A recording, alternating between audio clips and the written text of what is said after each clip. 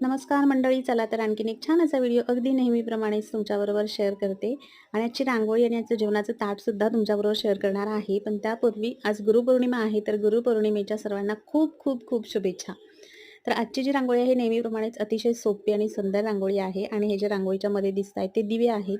ते 5 ते 7 मिनिटं मेणाचे जे दिवे आहेत ते पेटतात आणि मग विझून जातात. त्याच्यानंतर आम्ही त्याच्यामध्ये रांगोळी भरली होती. तर ते सुद्धा मी तुम्हाला दाखवेनच.